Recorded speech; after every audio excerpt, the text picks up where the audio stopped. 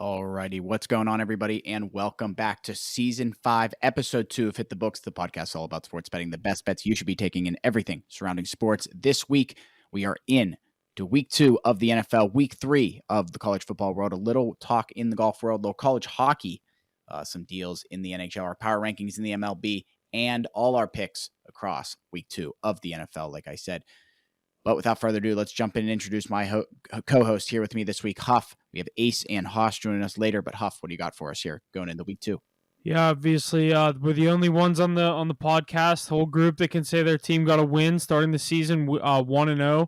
I'll be sure to remind Haas and Ace about that as well. So, coming from Ravens and Patriots, two teams that were hoping for wins in Week 1. Steelers pull out a shootout in Week 1. It was great to see that. Start the season off on the right foot. Rodgers with 4 touchdowns, but we'll get into the NFL in a little bit. But it's always a good week in Pittsburgh coming off a Steelers win, especially to start the season 1-0. Home opener this weekend. We'll be there as well, so can't wait for that. We got a big weekend ahead, and looking forward to it. Heck yeah, it's going to be a solid week here with Week 2. Can't not wait to be in Acrisure Stadium on Sunday for the Steelers and the Seahawks. But first, let's start out with some college football as we head into Week 3 here, looking at the top 10, the new top 10 for this week, heading into Week 3. I need to pull that up. I totally forgot.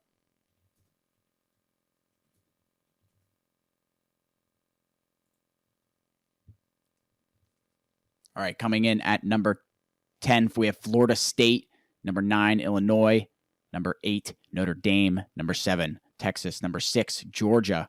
Number 5, Miami. Number 4, Oregon. Number 3, LSU. Number 2, Penn State. And number 1, Ohio State. Huff, what are we thinking here going into Week 3 of the college football season? Yeah, there wasn't many great games last week. There was a couple on the slate. We saw Mississippi State take down Arizona State as a 6.5-point dog. We had that one on the card. Not our best week on the card. I kind of expected a little bit of a bounce back. That usually happens in a week where most of these big dogs are playing little schools, but we capitalized on Mississippi State there. That was a good one. But in this top 10, obviously, you still have Ohio State as your one. Penn State, your Nittany Lions there. They have another cakewalk this weekend with Villanova. Their first big game coming next week when they host Oregon. So 4 versus 2 if it stays the way it is.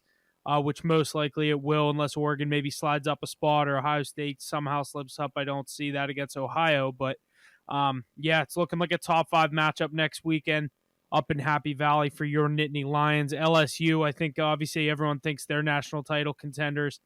You move down the list to Miami at 5. They have a great matchup this weekend against a very hot USF team who's now 2-0, 2 wins in the top 25, so that's going to be a good one this Saturday. I believe that game is in Miami, so a little bit of a home field advantage there for the top 5 favorite Hurricanes. But Georgia, Texas gets back against San Jose State. That was a 36.5-point spread. People were saying Arch Manning still didn't look that good. I think it's going to take some time with him under center. Not necessarily time that they're going to slip up a couple games. I still think they're going to be winning games. They dropped that first one, Ohio State. A tough spot, obviously, for your first start as a starting quarterback at Texas on the road in the shoe at Ohio, or in Ohio Stadium. But then obviously Notre Dame. I don't think they played this week, which is weird. Illinois, they're obviously kind of a Big Ten underdog this year. They seem kind of like that Indiana team last year. And then Florida State, I forget who they played this week. I didn't think it was anyone notable. East Texas A&M. Surprisingly, Florida State won that game 77-3.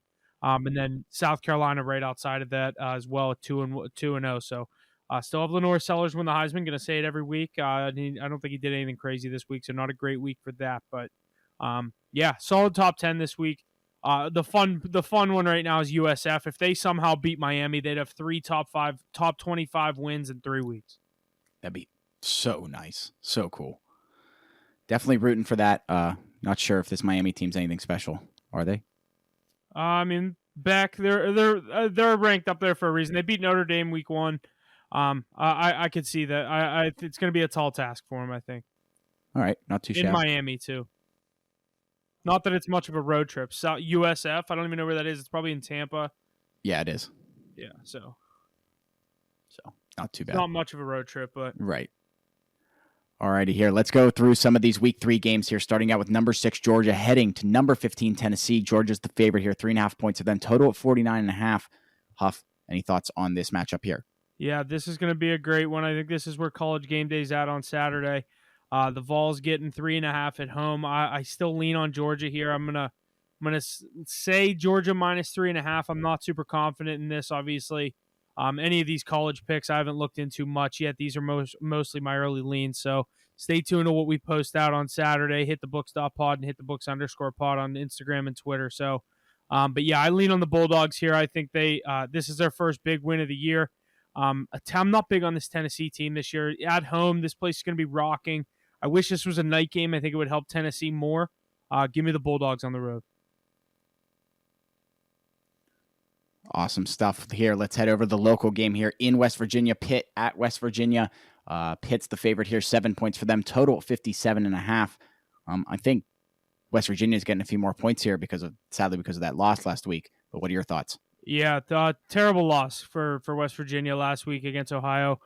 The only way they can somehow bounce back from that is you come home and you beat a 2-0 Pittsburgh Panthers team that has looked pretty good through 2 weeks. I think they have some high expectations there in the ACC.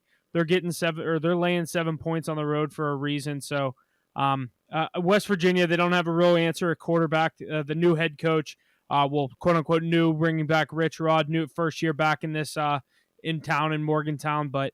I'm not big on this Mountaineers team this year. It's unfortunate to say, but they're not going to be very good, I don't expect. I wouldn't be surprised to see Pitt lay the number on the road. Good stuff there, yeah, with the local game. But let's head to another ranked matchup. Number 18, USF, heading to number 5, Miami. Miami's the favorite here, 17.5 points for them, total 57.5. Pretty low total, in my opinion, for such a large spread. But what are your thoughts? Yeah, this is the one we were just talking about. They're a plus 500 to keep that stack going. The 3 top 25 wins in 3 weeks. I think it comes to an end here. But 17.5 points is a lot. They've been fun. They're getting 17.5 points. I might have to keep an eye on that for USF, but that might be a heavily public play. So keep an eye out for that one as well.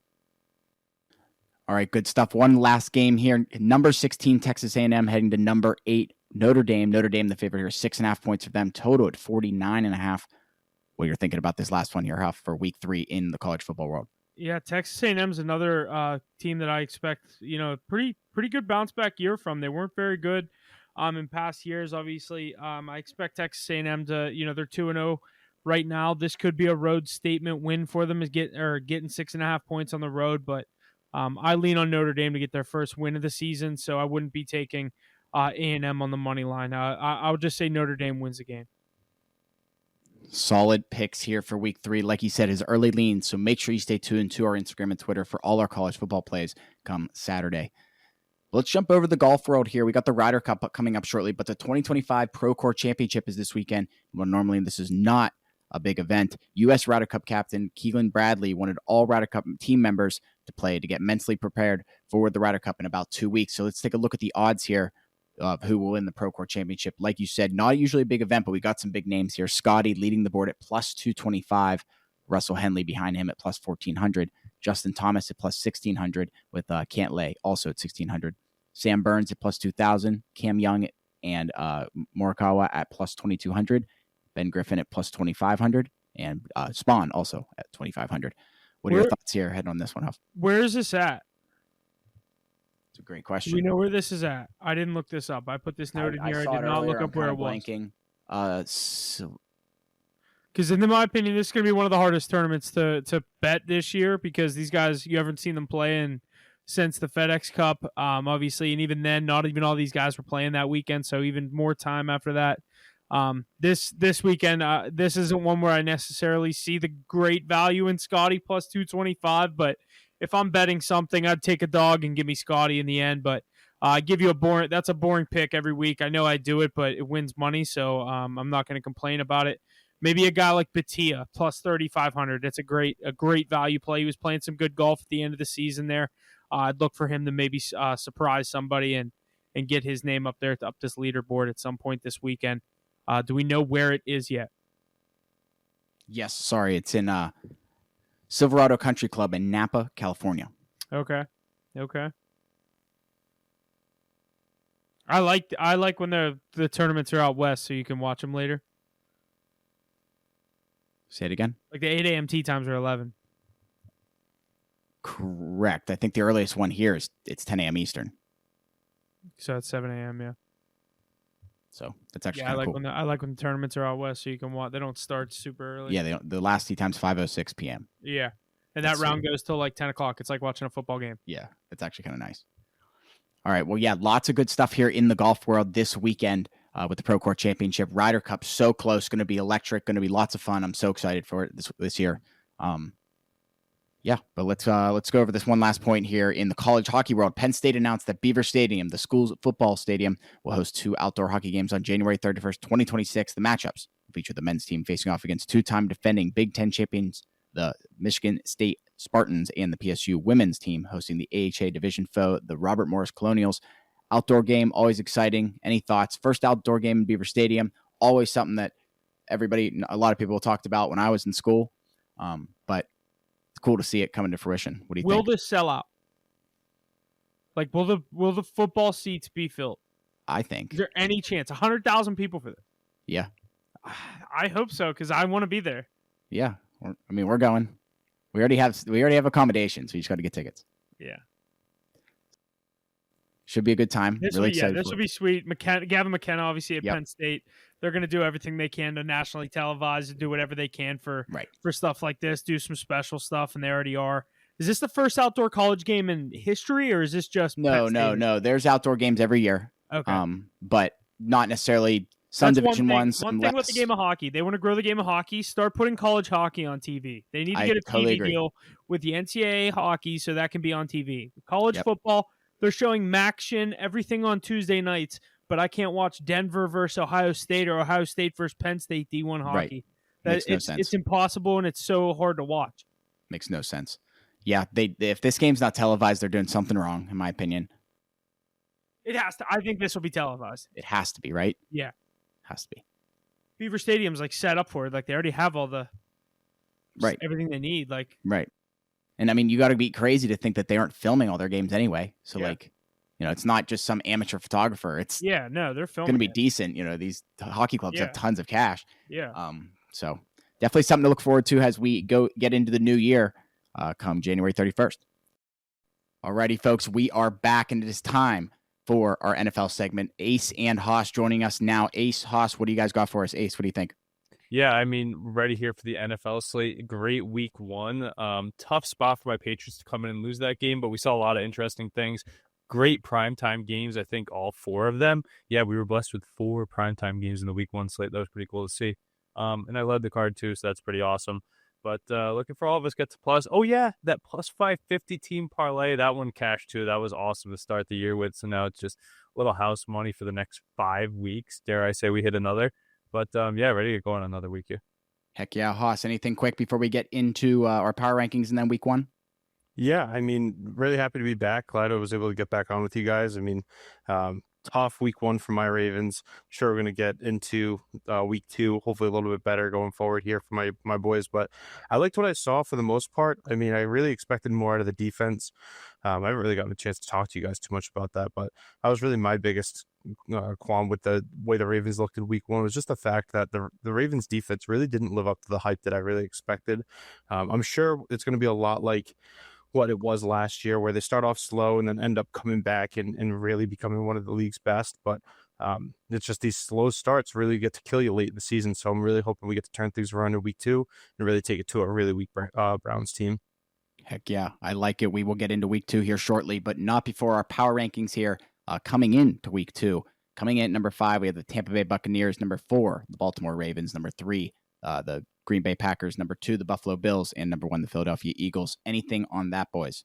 I mean, I'm pretty hyped we got the Buccaneers in there, Hoff. I think they're one of the best teams in the league. Mackey trying to edge them out with a couple other nominees and saying he thinks they're fraudulent, and it was a tough week one game, but I'm happy they're in there. I think it was you that said it. I think both of those teams are pretty decent. I'm not huge on Atlanta, but watching them in that game from a team that I think a lot of people had a lot of expectations for Tampa Bay. They were going toe-to-toe with a division rival there at home on their home field. They have weapons like Bijan. We saw Kyle Pitts involved in that offense with Drake London almost got in the end zone there. I think he ended up dropping it, but ends up, I don't know if he's even playing this week. I saw him go down with an injury, but yeah, I think it's a good top list. Ace was trying to bust or push your Ravens out of the top 5 after that loss. I'm actually really surprised to hear him say that. From a closet Ravens fan, I mean, I really expect a little bit better out of him. I'm happy to see that they stayed in the top 5. I mean, the Packers look good. We're going to see them work their way back up the chart. I had the Ravens at 3. At 3. Did you? Yeah. All right, good. All right. So Buffalo, Baltimore, Tampa Bay, Los Angeles was from my side at least. Oh, it was the Packers were the one you edged out. Packers and Chiefs I had out of my top 5. Oh, okay, then good. That's kind of more of what I expect out of you, Alex. I mean, we literally watched that game in the Ravens room, and I think you had a lot of the same exact reactions that I did. So, but Buffalo, you can wear that hat all he wants, but the deep down, I know he's a little bit of a closet. Haas, try to tell you though, Buffalo Bills still owning your Baltimore Ravens here. I mean, it's the same old story. What happened last year when we played them in the regular season? We spanked them. They didn't own us then. Yeah, but what happened again? The Ravens blow another late lead after heading big time in the fourth quarter. And lose, but they're right there. Point. Like they had a great day. Defense didn't show up. Those Bills are really good. Josh Allen showing he deserved that MVP over Lamar Jackson. I think that was the statement of the game, low key. Why wouldn't Lamar do? Win. I think that's the most important thing. Week in and week out, we saw the Steelers for Hop take the win. We saw the Bengals grab a win. And the Bengals didn't even look good doing it. Meanwhile, you're sitting there with the Cleveland Browns at 0-1. So you pinned that L on Lamar Jackson? No, on the team. The team lost the game, so he didn't play as well as Josh Allen did, or else he would have won the game. He had the ball with a chance to ice it. Couldn't do that time after time again. But Josh Allen continuously stepping up to the moment and winning the game. I got to take it, obviously. I mean, we're 0-1, just like you said, with everybody else. So we'll have a different conversation as the weeks go on, but I'm really excited to get into things here. Yeah, it was a good week Heck one. Yeah, that Falcons team, I mean, Michael Penix Jr., he looked really good. Hoss, you were pretty high on him coming into the year too, but him along with Bijan Robinson connected to that long touchdown to start the game. You said Pitts and obviously London questionable after injuring that toe. But the defense stood up too, and they were a Young-Ho Koo leg away from tying that game and sending it to overtime. I had them in that game. I was watching that one. That was a crazy one. I had the Bucs, so I was happy to get by with the win. I think they were -1. I thought the line was a little weird. I thought they should have been -3, and they would have pushed there. I think a few weeks later in the season, that's exactly what would have happened. But Baker Mayfield showing why he's actually one of the top quarterbacks in the league, and then Emeka Egbuka showing up. I don't know if you guys saw that top 8 quarterbacks I posted after week 1, but any thoughts on that? I think Baker's definitely in that top 8. I mean, Huff, did you see that list? The one that you sent? I did not look at it yet, no. I think that's pretty accurate for the quarterback ranking coming into this week too, and like eager to see those guys. Kind of aligns with our best teams in the league too, usually. But it's usually a big factor. We can get into this week too. Yeah. I have it here, Ace. Let me read it real quick here. Coming in at number 8, Baker Mayfield. Number 7, Justin Herbert. Number 6, Jaden Daniels. Number 5, Joe Burrow. Number 4, Patrick Mahomes. Number 3, Jalen Hurts. And number 2, Lamar Jackson. Number 1, Josh Allen. Yeah, I think a lot of those come with big wins. I think only how many losing quarterbacks are on that list? 2? Yeah, I think 2. It's pretty spot on. And one of them played each other. Yeah, Lamar Jackson losing to Josh Allen. Patrick Mahomes obviously losing to Justin Herbert. Yeah, they played each other. List. Yeah. So they've lost the guys that are on this list. I don't know, Jaden Daniels. I think that one could change. Joe Burrow could definitely move up. But any other quarterbacks you thought in week 1 played over expectations? I think Huff's guy gets a little bit of a Rodgers? nod. I was going to say, if you're going to ask me that question. I don't think he's in that spot. Mackie goes, what about Dak? I said, he's right there with Rodgers. I'd say Rodgers and Dak are between like 10 and 13. But figure out that 9th quarterback. I'm not going to sit here and say he's top. Yeah, believe me. Who's the next best quarterback after this group, though? There's a lot of guys you could put in that conversation. Goff didn't look up to it. Maybe Jordan Love. A lot of people high on him. You're high on your Packers.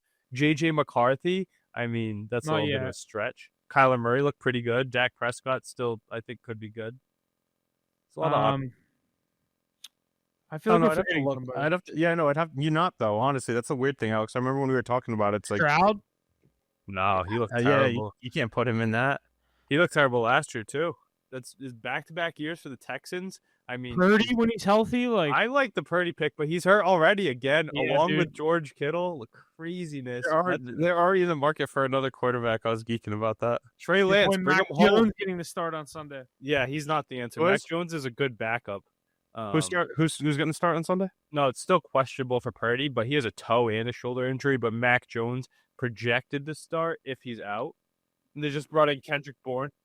Yeah, that's not bad, but I think they should bring someone like Trey Lance back. Remember they gave up on him so quick for nothing, and then look at how good he played for the Chargers in the preseason. He was so young when he joined that team. He is so inexperienced, no reps. Finally getting work under Harbaugh, and he looks like a legitimate quarterback. Imagine they brought someone like him back.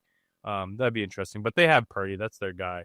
So, I mean, that team, we'll get to that game here shortly. But there's a lot of quarterbacks. Even Justin Fields looked good this week, I think. That was pretty. Justin Fields, yeah. Michael Penix. Don't call him Michael Penix. Penix. Yeah, Don't call him Penix. Do you see that? Yeah. No. Do not call him Michael Penix. Get that? Do you see him getting called out? That kid in the stands thought he was funny. What'd you say? Like, all right, Michael Penix Jr. That's why I put him on my bench in my fantasy leagues. And honestly, that's You see him run to tie that game too? Yeah. Clutch. If you guys don't have him in your fantasy leagues, I definitely think if you're looking for a quarterback, like if you're stuck with like you didn't. I'm more of a JJ McCarthy fan than Michael Penix though. I like think Michael they're both Penix right a lot. there. I like that offense a lot too. Like they're gonna put up You can points. say that about both teams. You can say Yeah, that no, about yeah, both. no, teams. You didn't say the fucking Marlins gave up 2 more runs. Oh yeah, that was tough. I'm just kind of Sorry. taking the L Sorry, on I that just saw one. Yeah, taking the L on that one, Huff. If there's good news, I'll definitely let you know. But I don't see any coming in our future. Just the way my week's been going in the fantasy championship. But yeah, I mean, you want to know whose name hasn't come up? And we went through a lot of quarterbacks there, just about maybe almost 24. Bo Nix. I mean, that fall off I called. Is he that good? Barely getting by the Titans. It's a 1 week. Let's not overreact. I think Cam Ward looked better, and his guys just can't catch the ball. He started the season slow last year, though. Yeah, I know. But I think this Broncos team is going to have some serious regression. I said Broncos, potentially Commanders. We'll see as they have some tests coming up here. But the Lions with a bunch of regression. Sam Darnold, like nobody even mentions his name. He got the big contract to go play for those Seahawks, and he's going to catch another L this week. They're going to be 0-2. Yeah, that's a tough game. Good spot though for your Steelers. I mean, I think they should be able to get after them. That's going to be an interesting game. A lot of weapons to cover too. A little bit stronger than the Jets offensively, so I'm eager to see how that goes. The DK revenge game. Yeah, DK. Where is it? In Seattle or in Pittsburgh? It's in Pittsburgh. Home Pittsburgh. opener. Oh, that's massive. Because I was listening to that Seahawks 49ers game last week. Oh my God, the amount of false starts. The 12th man was actually showing up. Like I had my headphones on at the gym for that 4 o'clock slate, blasting in my ear watching it. Like I don't know how Brock Purdy's like getting plays off. Everybody's false starting, but he came back and led the game-winning drive without George Kittle, already without Brandon Ayuk. I mean, that's why I think this 49ers team is really good, but that home field advantage is something, so it definitely helps out you guys going back home after taking week 1 in the Meadowlands. Are you getting rattled? Were you getting rattled on the bench press? The stadium pulse was through. No, I was on the Like Niners. the I had a -1, so I was like, wow, if Brock Purdy can handle this, I can handle this, and we're good. He did. People like to disrespect Brock Purdy. He was actually pretty good. Hopefully, he gets better soon. Heck yeah, boys. We got 1 point here before we get into week 2. We all saw it. One of the biggest moments to start off the season, defensive tackle Jalen Carter has been fined $57,222 after spitting on Dallas Cowboys quarterback Dak Prescott during the Eagles-Cowboys season opener last Thursday. He will not have to serve any suspension. Any thoughts on this, boys? I mean, the clip of Dak spitting. Yeah. first. What? Well, yeah. Why doesn't Dak get anything? There's No, they don't want to suspend Dak, so they pulled his suspension. I think that's what it is. I think so too. I see the side where Dak just kind of like spit, like it was in his direction, and then Yeah, Carter but- just walks up and spits right on his chest. That is so different. Yeah, I wish Mackie was here. I would compare this to when Addison stuck his gum on Beal's forehead. We all looked at each other like, dude, he's gonna kill you. Yeah, I believe it. I mean, you take one step further, it's an eye for an eye there. I mean, Jalen Carter obviously ended it, but the refs ended his I also day. don't like that was his suspension. I feel like he should have got one more. No, I think if anything, you suspend both of them. That's probably the right move. If it was 2 lesser players, they definitely would have been. But the Cowboys are the biggest market in the NFL, probably. So you really need to get Dak Prescott on the field and make them a valid team. And Jalen Carter just being the beneficiary of that, the interaction was with Dak Prescott, or else he'd be suspended alongside whoever it would have been.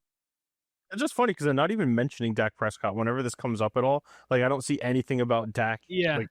I'm like, oh, because I'm kind of with you too. I was with you too a little bit, Huff. I was like, well, I mean, he didn't spit in his face, but also like, the Jalen Carter history though. Like, think about his. I think that was more of why the background. hammer came down on him. To be honest with you, it was like, we're not doing this, but also like the camera catching it perfectly. Yeah, but he's not going to start problems. He's going to finish them, and I'd kind of be the same way if I'm in that kind of a role and that kind of a defense. Like, really heated rivalry, you're going to spit in my feet. Like, I'm not going to let that fly either.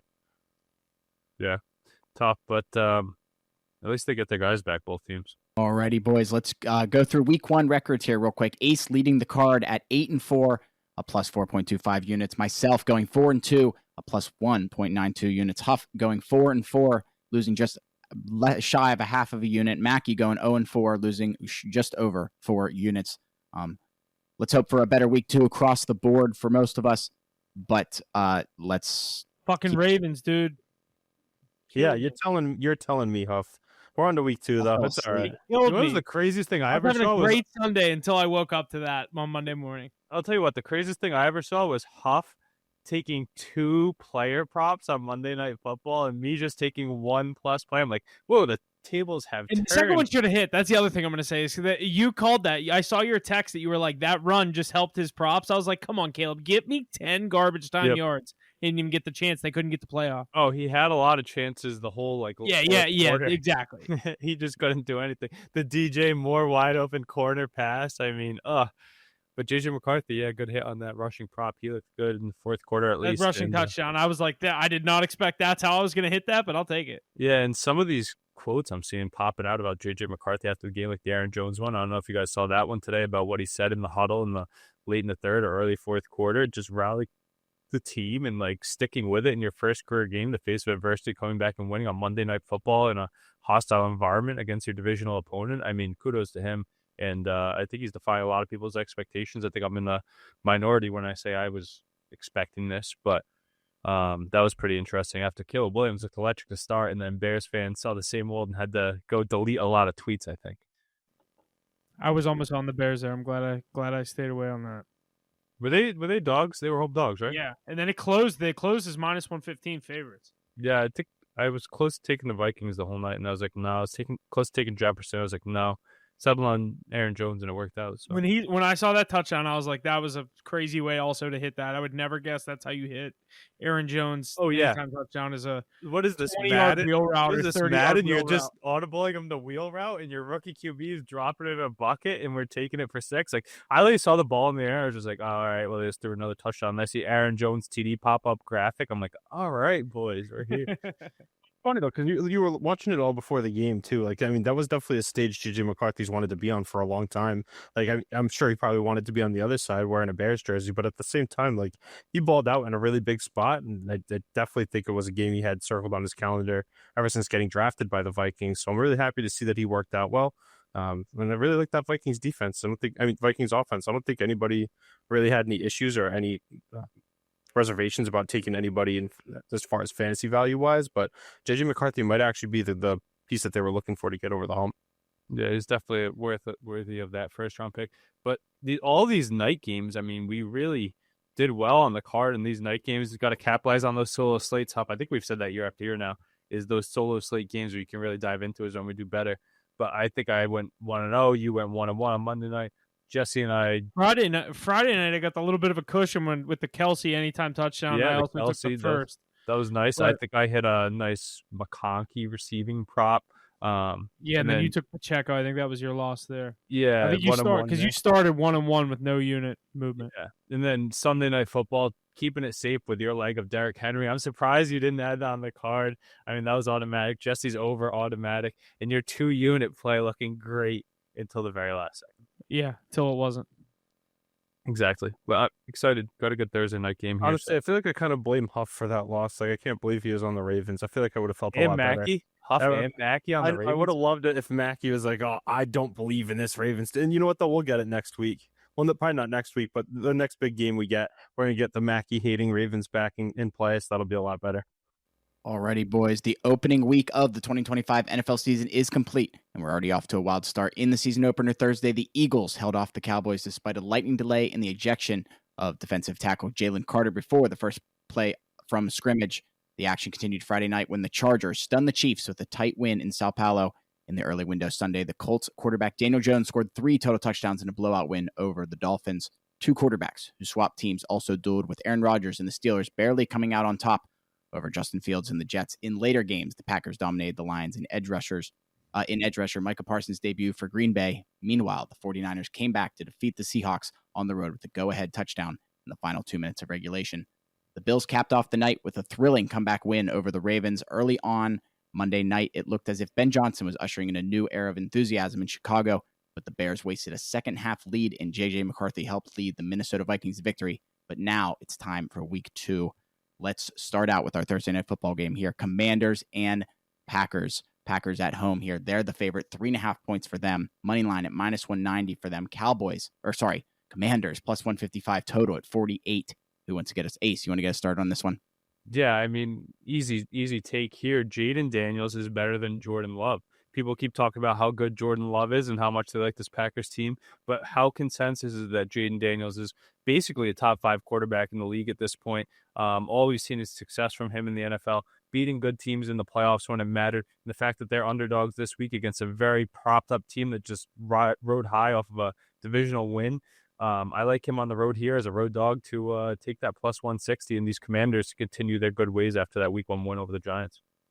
I'm on the other side here. I like the Packers here. I'm going to lay the 3 points. I think the Packers are going to be a very good team this year, especially at home. They were one of the best teams at home last year. I think they continue that this year. Get a big win in their home opener against Detroit. Staying at home here on a short week, I think, is huge as well. Getting or laying the 3.5 at home, 3, however you want to take it. If you want to buy the half point, but I'm all over the Packers here on Thursday night. Josh Jacobs, anytime touchdown. -220. Commanders giving up a crazy amount of rushing yards back to the end of last year and even last week. I think Jacobs will get in the end zone. You could take that -210 as a parlay leg. That'll probably be mine on Sunday. Oof. On Thursday, you got to throw your parlay leg as a Thursday night play? I don't know if we can do that, but I might. You can do it. You're right here. You got the opportunity. You're the one writing the script. I think you can do whatever you want. We'd have to figure out the rest of the parlay, though, so that's the issue. Ooh, that is tough. You're posing. I don't want to do. I'm not going to do that to you guys. Don't do that to us. Hop, you can't do that.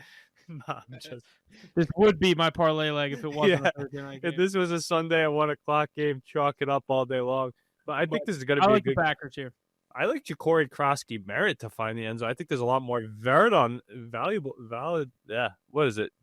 on that. Plus 230 against that -210. Maybe you take the 2 of them and you make units either way, right? But he's taking over that RB1 or RBA, however you want to put it, spot in that offense. Deebo Samuel is a target hog. He is a hog off the field when he's eating his food too, but he's getting his targets this week and being productive with them. He's still got Scary Terry, old man Zach Ertz scoring, Cliff K calling the plays. I don't know. Hoss, you with Matt LaFleur or are you with Dan Quinn here this week?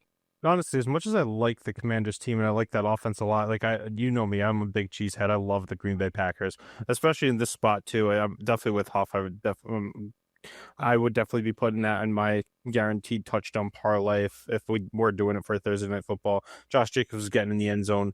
Michael Parsons is going to be wreaking havoc on that Commanders team that he's really familiar with too. That's going to be a really exciting one. I'm excited that it's going to be a good game to be up with the little man watching some division rivalry football on Thursday night, and that's going to be one that I've had pretty excitement over looking at the schedule early on in the year.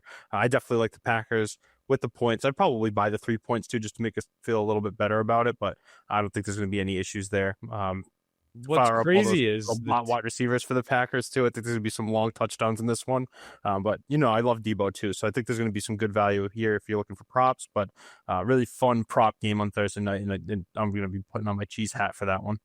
Yeah, what's crazy is the 2 of you are both on the Green Bay Packers, and neither of you mentioned the name Micah Parsons. He's the best player on the field. And if I were to take a team in this games, I would put him as the main reason why. But guys, like, they're not bot receivers. Matthew Golden drafted highly. Jaden Reed, Romeo Dobbs, Tucker Kraft is a good tight end. Josh Jacobs is an elite running back, and they have a great head coach as well. The defense looks strong. With also, besides Micah, there's a lot of other good names on that defense too that can help out with them.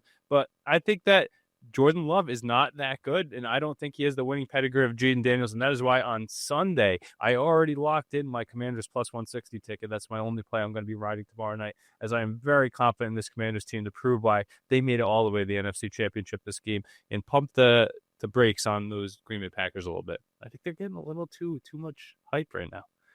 Alrighty, boys. That's it for our Thursday night football game here. Two teams looking for their first loss. But we'll see what happens here on Amazon. But let's jump into our games on Sunday here. Bills and Jets are going to start us off. Jets at home. Bills are the favorite. 6.5 points for them. Total at 46.5. Any thoughts on this one? What do you guys think? I can't go against this Bills team right now. I'm going to take the 6.5 points on the road. I know the Jets looked good in a loss, putting up 32 points. Justin Fields had kind of wanted a little bit of a pat on the back there at his press conference. I don't know if that was Monday or Tuesday, whenever that was, saying, I mean, you put up 32 points in a loss. It's like, well, congrats, buddy. The key word there is you lost the game. Your home opener. A lot of people didn't really have much expectation for this Jets team, and I'm kind of going to get back to that here and take the Bills minus the 6.5. They looked great, and obviously that Sunday night comeback. The defense obviously looks susceptible to the run game, which is where the Jets succeed.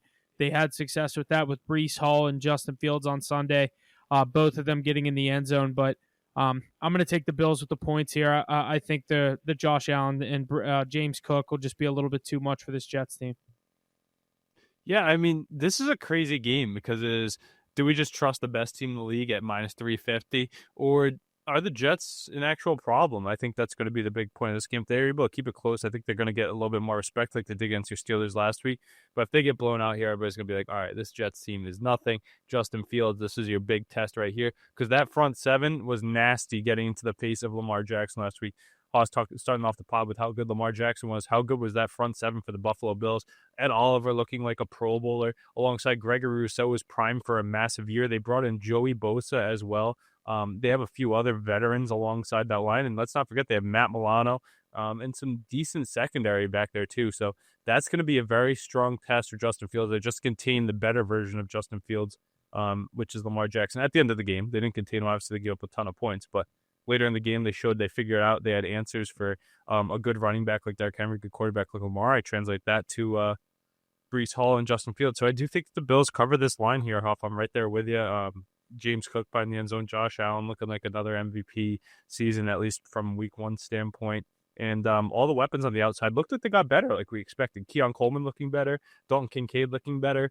Khalil Shakir, the connection's still there. Josh Palmer's a good ad, in my opinion. Dawson Knox. So there's a lot of targets to go around. I just think everything's just going to overwhelm these. I just you just said his name, Josh Palmer. I was watching that game Sunday night. He caught a pass. I was like, that was my first moment of the NFL season where I was like, oh, he's on that team now. Cool. Yeah, I thought it was a good pickup this offseason. I was telling Haas. I had no clue he was a Buffalo Bill. Literally, we were talking to Haas, and I was like, Haas, this Josh Palmer had such a great one. I feel like he could be a true wide receiver one if he ever got the opportunity anywhere, but he does well in his role. So made a veteran play to cause a DPI that was massive against the Ravens.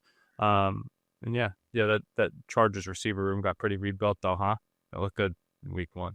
But yeah, I'm on the Bills here, Haas. I think that the Jets are faking, the Bills are real. What are you thinking? I mean, I'd like to say that I agree with you 100%, but at the same time, this Ravens team really showed that this Bills team will give up yards on the ground, and I think that's what the Jets are going to be looking to do on Sunday.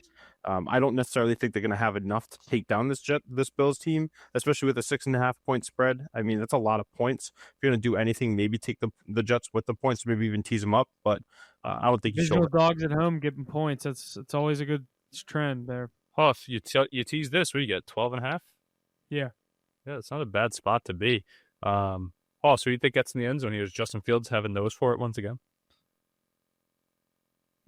Yeah, I think it's going to be probably a combination of Fields. Hang on a second. Yeah, I'd say I'll come in for him. I'd say Fields. I think you could say Breece Hall gets in. We saw Garrett Wilson, the former Ohio State. Justin Fields throwing some deep balls there to his boy Garrett Wilson.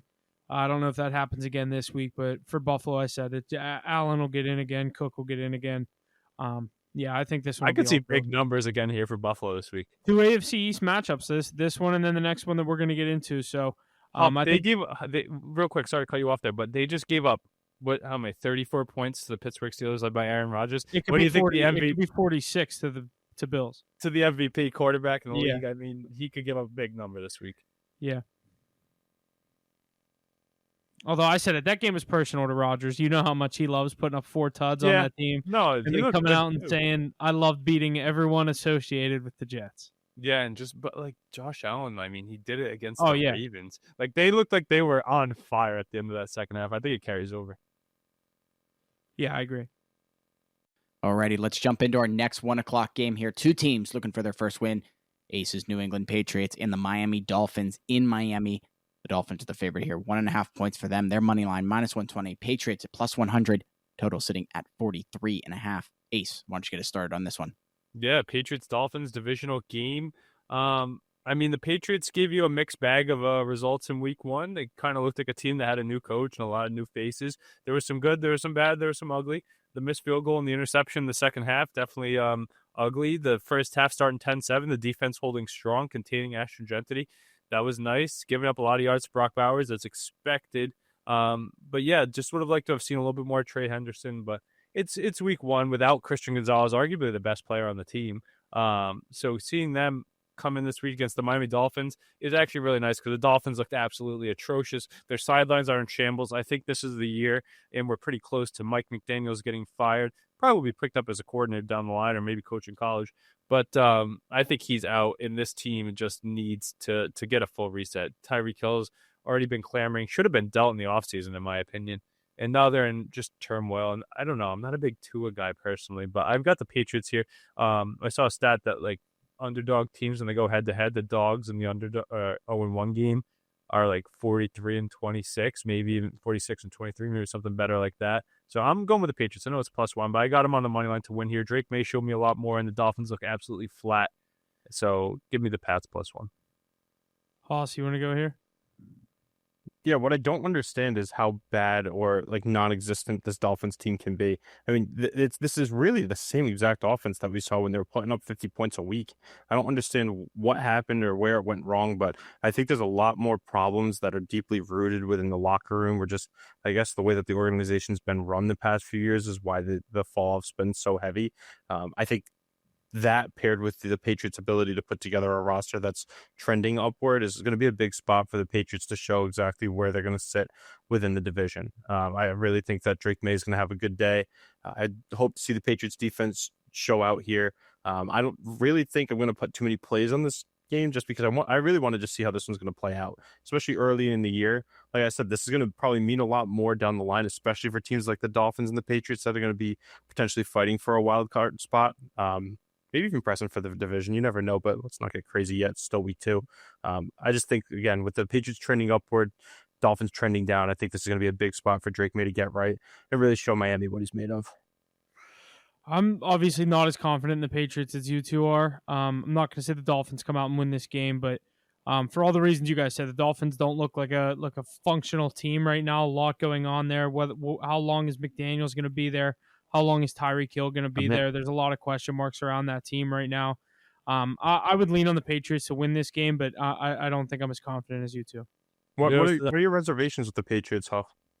I think that Tyreek Hill, Jalen Waddle, and their offense could eventually. They should be good. Oh yeah. So you're still just believing in the Dolphins, not necessarily. Yeah, I think it's like, for all the reasons you said, it's still the same offense. Like, what is going on and stopping them from 1 week to up 60 points? I'll tell you what, though. 60, but I'll tell you what. You know what is stopping them is if Christian Gonzalez is able to suit up this week, he's going to put Tyreek Hill in a box like he did last year, where he absolutely clamped them. That's why he's one of the best corners of the league. That'll be a big piece to add to this defense this week, who was already getting pressure last week. But I just think that this Dolphins team's in turmoil. Like, I don't know. It's going to be fun to watch, though. A lot of question marks for both teams, and a big first win sitting there on the table. Huff, real quick, the Marlins just took the lead. All right, so at least you'll get a no decision. Yeah. All righty. Another 1 o'clock matchup here. The Jags and the Bengals in Cincinnati. The Bengals are the favorite here, 3.5 points for them. Their money line -190. Jags at +155. Total at 49. Huff, why don't you get us started on this one? I lean on the Jaguars here plus the points. I like the road team here. The Jaguars showed me a good bit of things in that week one game. I know they were playing Carolina, who I think at least me and Ace have somewhat of hopes for this year. At least they're trending upward, like we like to say about some other teams. But this Jaguars team, I was kind of lenient on coming into this year. I think they could be in that position for a wild card spot. Another year with Trevor Lawrence, a new head coach, and Liam Cohen. I drafted Travis Etienne in all my fantasy leagues because of how big he was with Bucky Irving and those running backs in Tampa Bay.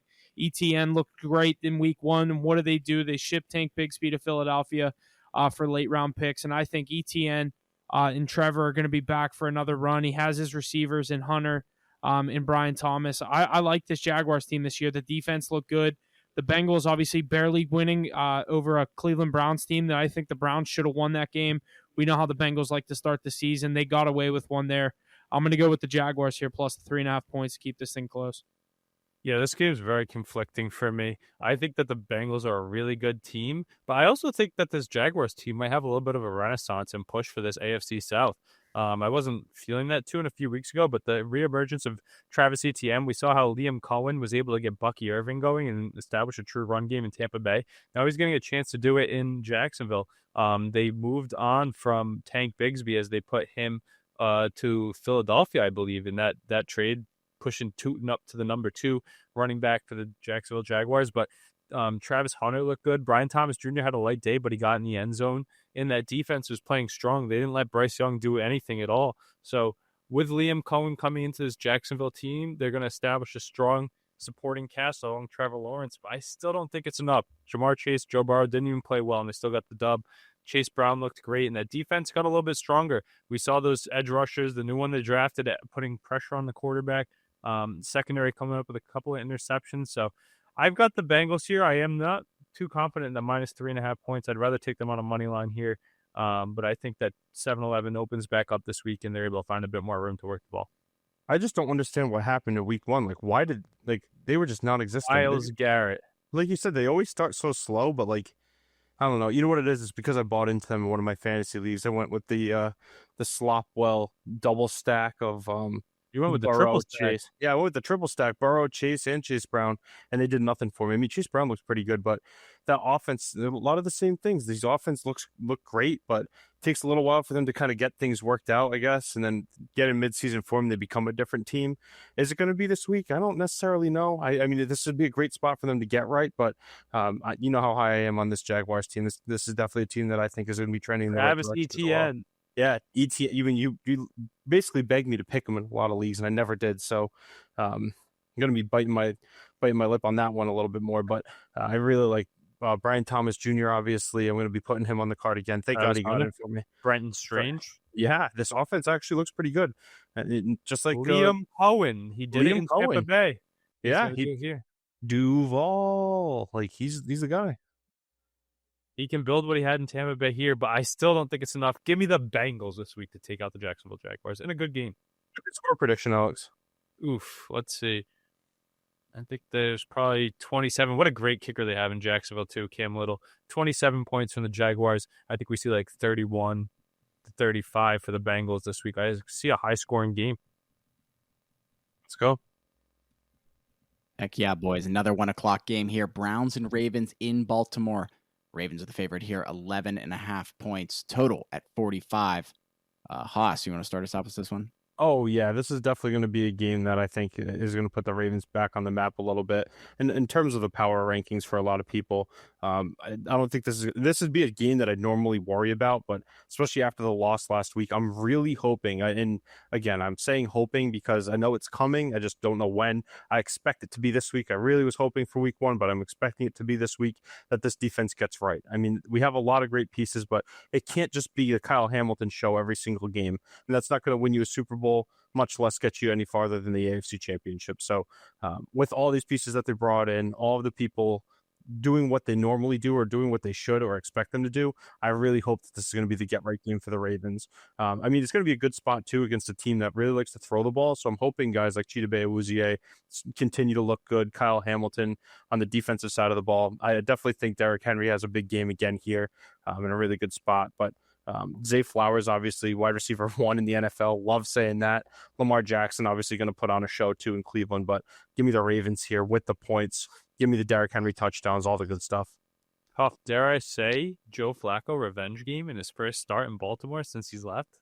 I wish, No, but I don't definitely see it. not. Definitely not. I'd got the Ravens. I'd love the Ravens to start 0-2. I don't think it happens. No, I don't think so either. Myles Garrett was giving fits to Joe Burrow. We know he'll be in the face of Lamar Jackson, but it won't even be near enough to keep up with this offense. We saw how good they played. That was the best they could have played in a loss last week, and they still were only put up 16 points against a very inferior Bengals defense. So I think that the defense gets right, like Haas was saying, and they feast a little bit with guys who had a lot of sacks and interceptions and good defensive numbers last year, and look for Henry and Lamar to continue eating. I think they get other people involved this week, though. I believe Likely's coming back into the mix. Mark Andrews might touch the ball a little bit more. Rashad Bateman. So look for it to be a little bit more open. I expect the Ravens to cover the spread. I think they're all the way up to like minus 850 on the money line now. So everybody thinks they're going to get it done. I think they will too. But how about Harold Fannin Jr., Dylan Sampson from the Cleveland Browns actually making names for themselves? I think they're exceeding people's expectations 1 week into the season, but they're still going to get trounced here this week. Give me the Ravens. You brought up a good point, Alex, and I just wanted to touch on this really quick. For those of you that are looking for a tight end in fantasy, Isaiah Likely is the guy in Baltimore, and that was the missing piece in this Baltimore game last week. But really give me an Isaiah Likely masterclass if he's able to suit up on Sunday.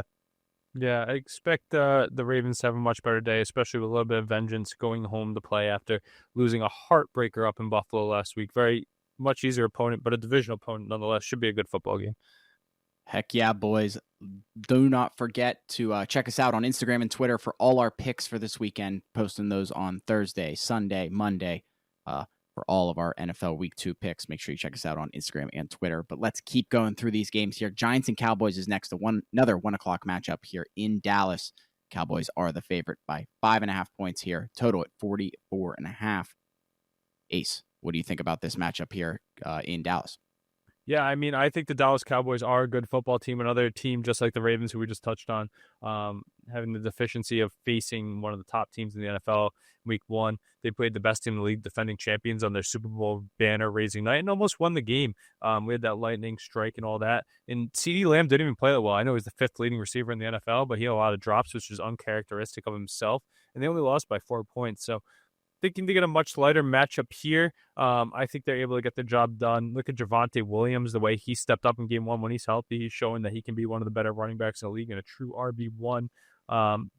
And that defense, I think, played pretty strong. They signed some of the ball hawks like Trayvon Diggs and Deron Bland. So I like the Cowboys to get the job done here this week. Meanwhile, the Giants, they're questioning if they should bench Russell Wilson already for Jackson Dart, even though the plan was to not play him all year. They couldn't get anything going. Maybe the defense played pretty decent. Brian Burns had a good day against Jaden Daniels. But other than that, they were getting beat through and through. So this Giants team is in shambles. Brian Daboll on the hot seat, just like Mike McDaniels. I think he could have his time done, but maybe he gets one more chance with his prodigy Jackson Dart whenever he does get the start. But it's going to be sooner than later, especially if Daboll's job is on the line. Give me the Cowboys here this week to roll the Giants and force them into playing Jackson Dart.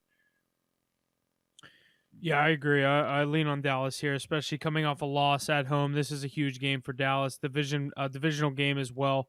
Getting the Giants on the road. Malik Neighbors may not be suiting up on Sunday for this one. The home opener for the Cowboys. I think this is a rout. I would lean on the Cowboys minus 5.5. Does Malik Neighbors even want to play for this team anymore? 1 year into his career, and he's already getting into fights with the guys on the sidelines 1 week into the season. So that'll be an interesting storyline. How much longer does he play there? Maybe it's just Jackson Dart. That's the prayer.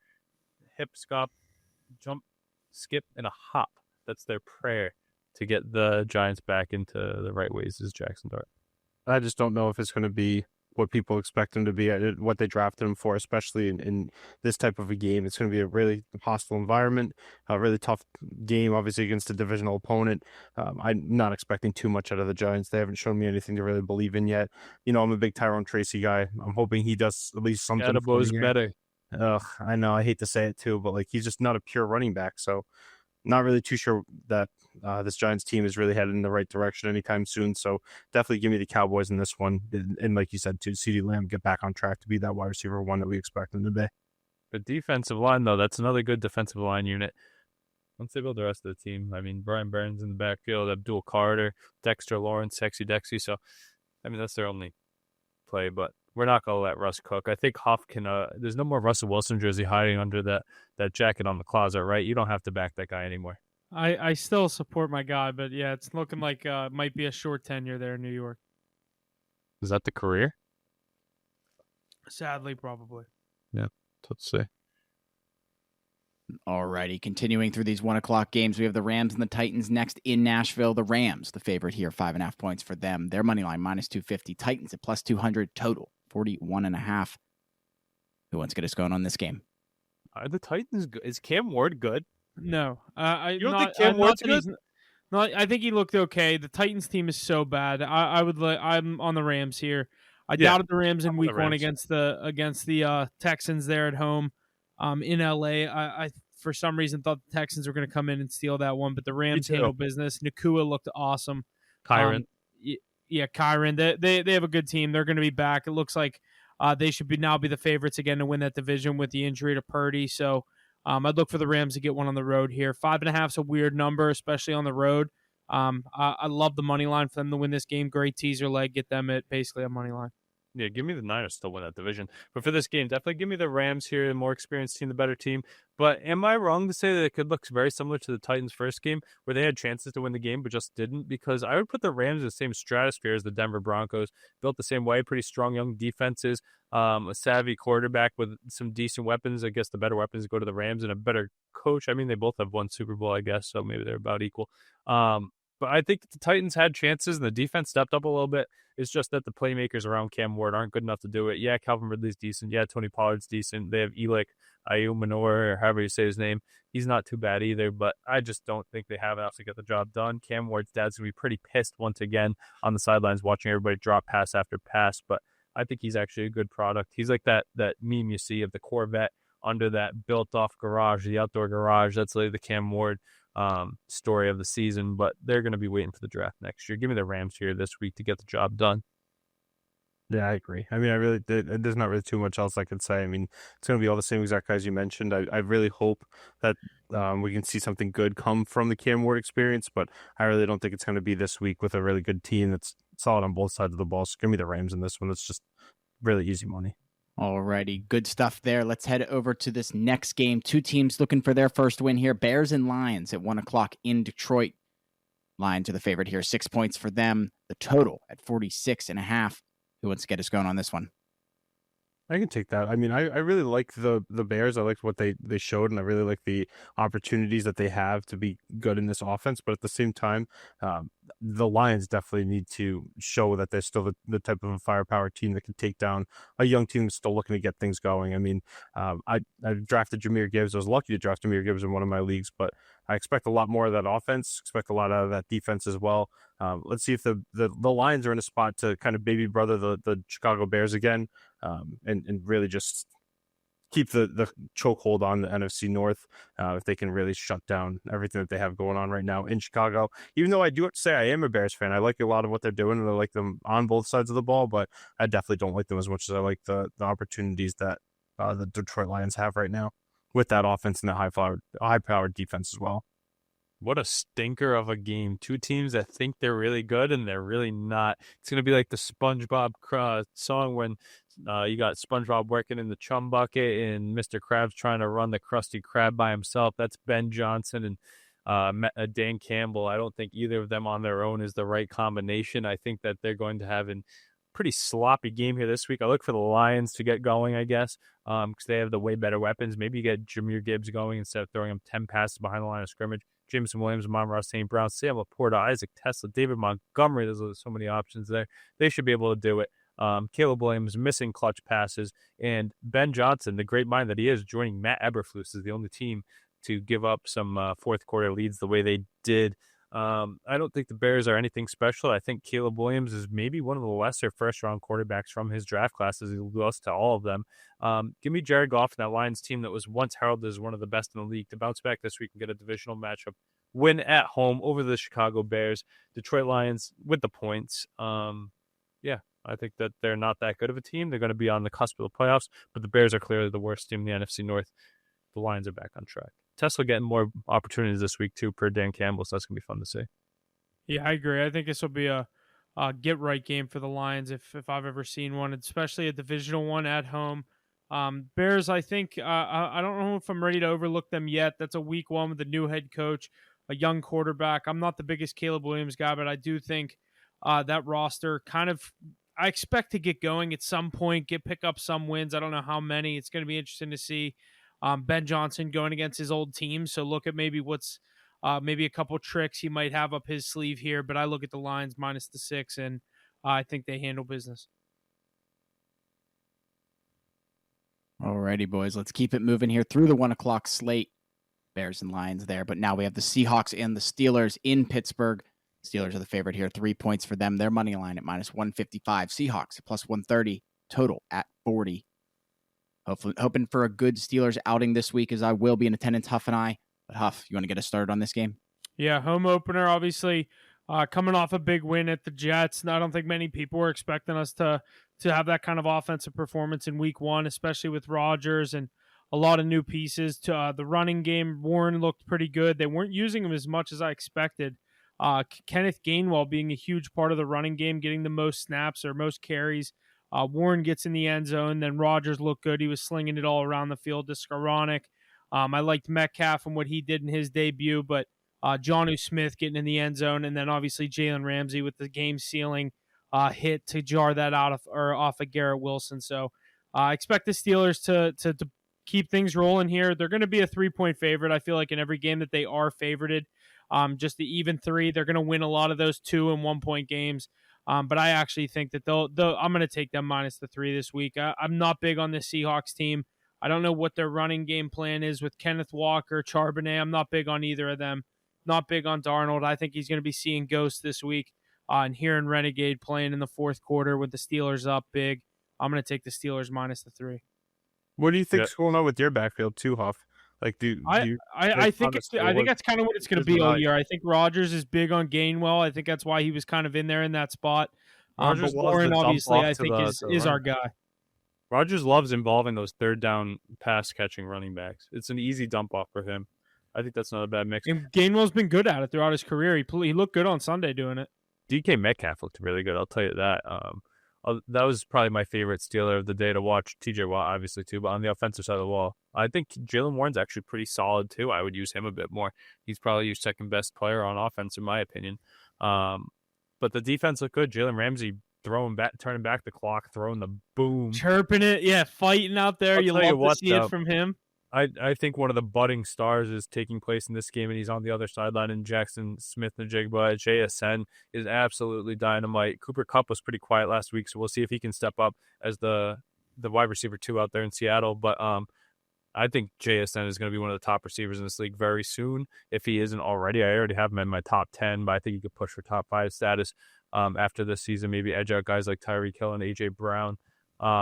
Outside of that, Zach Charbonnet, he might steal that job from Kenneth Walker too, so that'll be something to watch. A little bit of ground and pound from the Seahawks this week as they look to go against another strong defense after they lost to the Niners last week.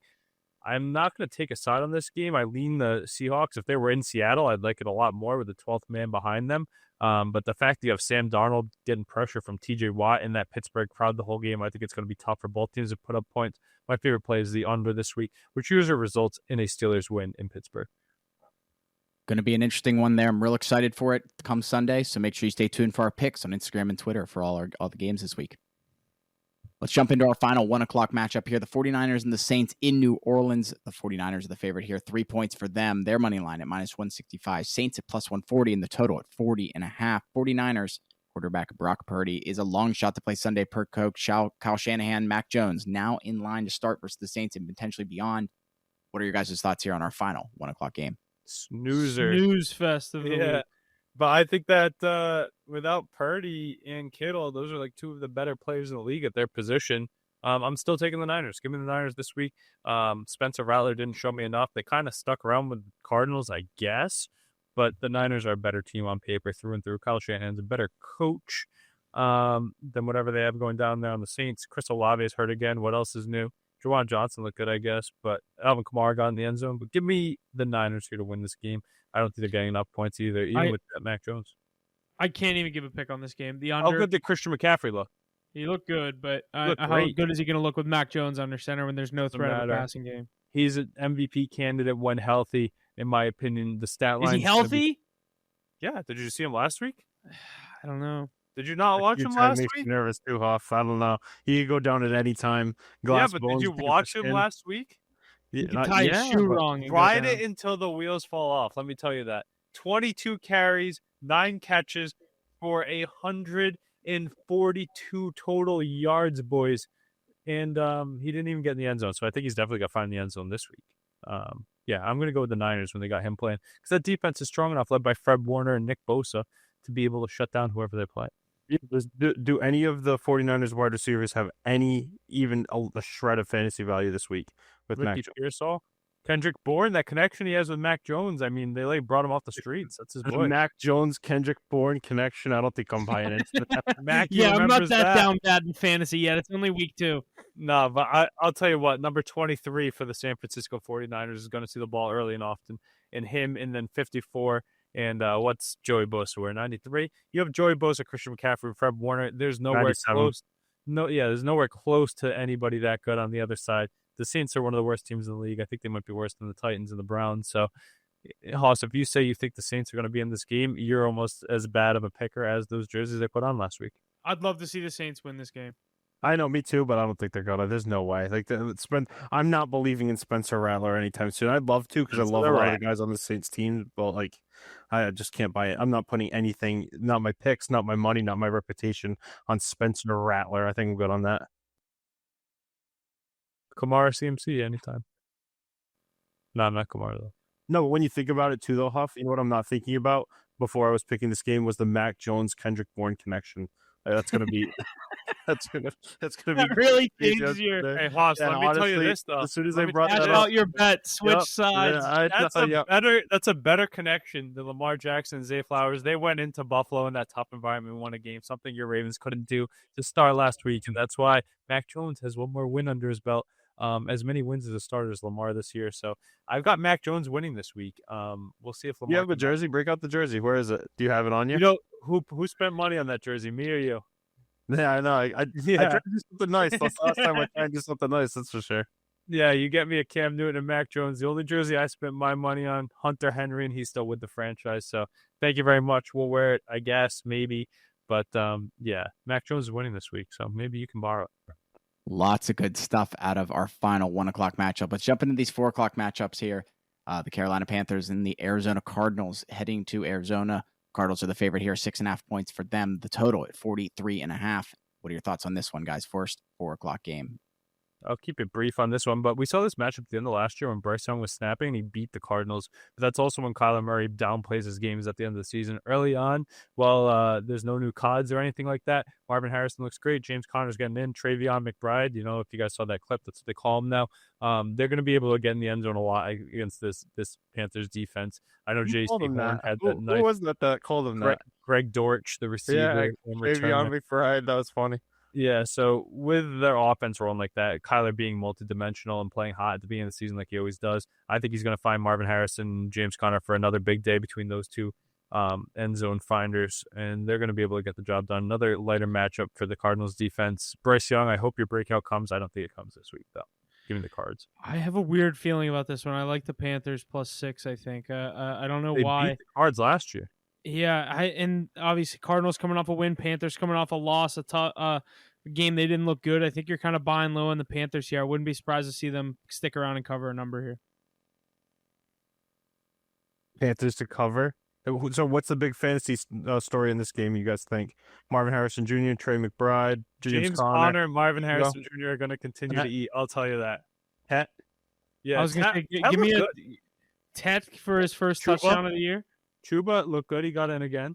I like him. I like Bryce. I'd like to see Bryce do good. I think Bryce Young might throw a pick, though. I don't know why. I like the Panthers. I lean on the Panthers plus 6.5. I could switch I sides on think this one last very year- easily, but Last year, this is when Bryce Young was in his form when he went off against the Cardinals team to end the season, if I'm not mistaken. But like I said before, it's early season Kyler Murray. He's strike while the pan's hot. Yeah, that's a good point, actually. And I like a lot of this Cardinals team, too. I mean, I have a lot of them in fantasy, so I don't know why I bought so high on them. But, I mean, Kyler Murray does it James well. Conner's good. Plays on the I can feet. agree to that. How good has that guy been? You guys probably have a lot of respect for him. He played for your Steelers. He played for Pittsburgh, overcoming the cancer and whatnot.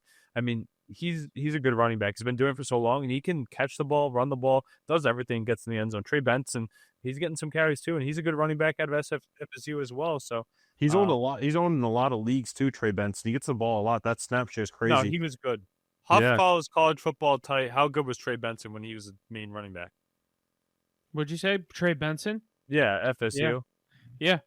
I don't know. Is he getting touches in Arizona? Like I know James. I think he got James, like, 10 the main to 12 guy, but last week. Yeah, it was pretty even.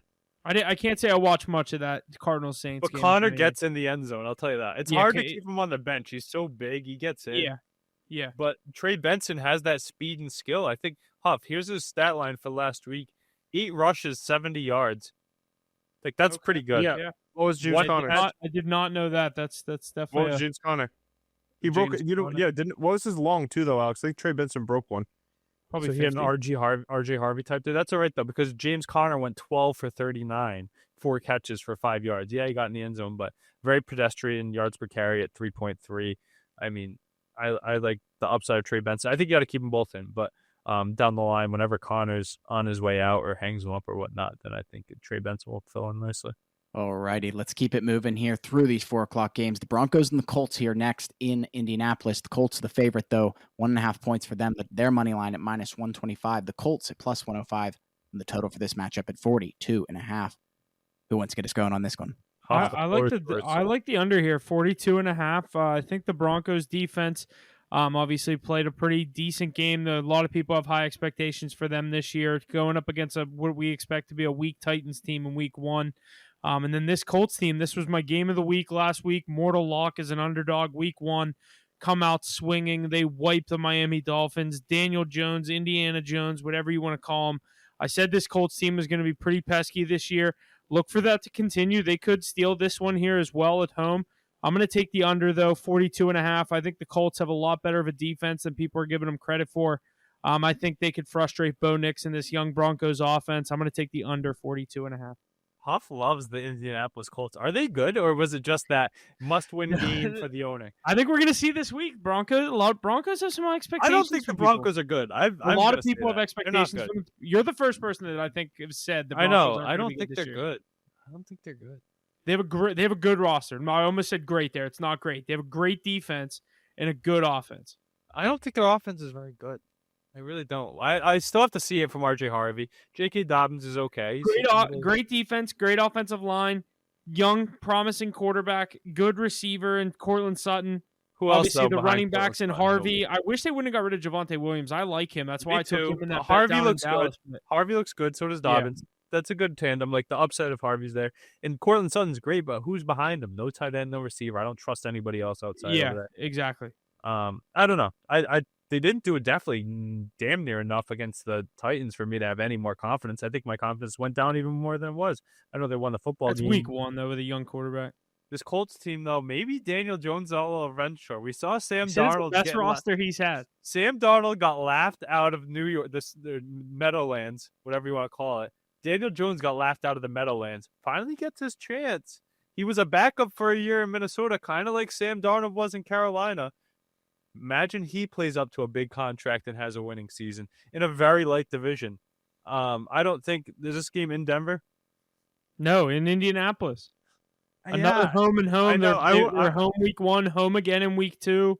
I don't know. If this is in Denver, I'd say give me the Broncos here. I'm going to stay away. I got to see another week of this Dude, they're Indianapolis getting Colts 1 team. point at home. Like, Yeah, I got to see what this Indianapolis Colts team's showing me. I don't know what to believe yet. Daniel Jones, I can't trust. I don't know. That Broncos defense is definitely yeah, but I feel the same way. I'm taking the under. I'm going to avoid a side here. Jonathan Taylor, though, maybe he could be the difference That's maker. funny. After week one, I feel like that whole time I was watching the scoreboard, I wasn't watching too much of that game, but the whole time I kept seeing the points go up. I was like, there he is, the Huff Colts. They're rolling right now. They were rolling every time you looked at the game. They had the ball. Holy shit, the Huff Colts. That was crazy, but no, For that Jim team, Irsay, dude, I said they were gonna win it. The roof was open. Jim was watching. It wasn't even close. I know. I was like, damn, okay, Huff. I don't know. I was shocked when you had that for your pick. It was funny when listening to the podcast, but yeah, I mean, I don't necessarily buy into anything that the Colts have going on right now. I don't think it's Jonathan sustainable. Tyler Warren, how good is he? He looks Warren, good. Taylor, I like their Pittman receivers. Jr. The receivers are very slept on. Pittman Jr. I've always thought was good, but he doesn't get any respect. And I like Pierce as a 2. I wanted my Steelers Josh to go get him. Downs, yeah. That's I like Daniel Jones has some options. Like I said, better roster than he's ever played with the Giants. Yeah, Which is don't crazy to give say, Daniel it's not Jones any weapons. That's for sure. Don't let Daniel Jones get hot. He could have a Sam Darnold type year, though, but we'll see. He He's was very running talented. around 2 rushing Well, tugs. were the Dolphins that bad? Dude, I don't know. They have some pieces. How are the Dolphins just like totally? Everyone's writing them off for 0-17. No, it's the head coach. It's the head coach. That's why you have locker room problems. You have quarterback issues. It's everybody that's in an important position is questionable. Mike McDaniels, Tua Tagovailoa, Tyreek Hill are the biggest 3 question marks on their team. Everybody else is pretty good. Defense isn't great, but I mean, when your 3 key pieces are the question marks of like, are they right for our team? I don't think you have success. Yeah, but you think about it too, though. Like, it's just the dysfunction is just so bad that it's like I really think when the highs are high, they're really high. Like I said, they're capable of putting up 50 points when they want to, or when they're all clicking. They But at can't the handle same time, adversity. They can't handle the cold weather. They can't handle adversity.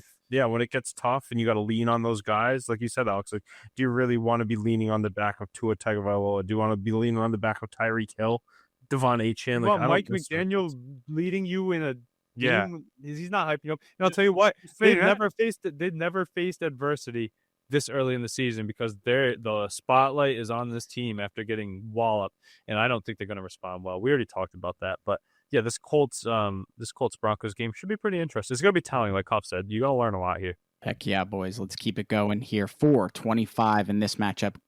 Eagles and Chiefs. Chiefs at home in this one, but the Eagles the favorite, just 1 point for them. -115 on the money line for the Eagles. -105 for the Chiefs. Total at 47. What are our thoughts here on our final 4 o'clock game for today, Huff? Yeah, I'm gonna avoid a side in this one as well. I like the over. I think this will be a high scoring, kind of back and forth. The Chiefs are looking to get back at this Eagles team. Obviously, Eagles got the last laugh in the Super Bowl last year. Only -115 on the road. I think this is the lowest price you'll see the Eagles at all year. But going up against a Chiefs team that a lot of people have lost expectations for, have low expectations for this year. They kind of proved that for some people in week 1. Could this team start 0-2? What would that mean for them, especially because we all like Buffalo to start 2-0. We like Baltimore to get back some of those big dogs in the AFC. Could the Chiefs start 0-2, and what would that mean for them? I think it's going to be a back-and-forth scoring game. Give me the over 47. I think we could see someone get in the 30s. Both teams put up maybe 24. Pick a side. Gun to your head. Pick a side. I'd probably say Eagles. Yeah, I know, and that's so tough because, like, I'm like, oh, this is such a terrible spot. I really could see the Chiefs starting 0-2. There's nothing trending in the right direction with the injuries to, Rashee Rice suspended, injury to Xavier Worthy. The run game was stuck in the mud with Pacheco and Hunt. You just played a really good divisional opponent and Chargers team that's soaring right now with Madison Beer leading the way at quarterback for the Los Angeles Chargers. I think that this is an even tougher spot now. I know you're not playing in Brazil, so lights aren't as bright, but you're playing the defending champions who just got blown out by. If there's any team that can respond to it, it's going to be the Chiefs dynasty. I'm going to take the Chiefs here blindly, and it's all going to be on the back of number 15. He looked really good last week. Defense looked pretty solid too. I think they're going to somehow, some way, figure out a way to beat this Eagles team that they had zero answers for last year. Don't know how they're going to do it, but they're going to. Give me the Chiefs here on the money line. Wow. I mean, I knew that was coming. I think you guys all did too. Alex is such a big Chiefs Mahomes guy. I mean, especially at home too. This game's that's big that it's in Arrowhead. I think that really helps Taylor out. Swift's going to be there. Oh, she's definitely going to be there. Yeah, it's America's game of the week. The biggest piece you mentioned a lot of names. The one you didn't really mention is Saquon Barkley. Like that's the guy that pushes Brown the needle. squeaky wheel.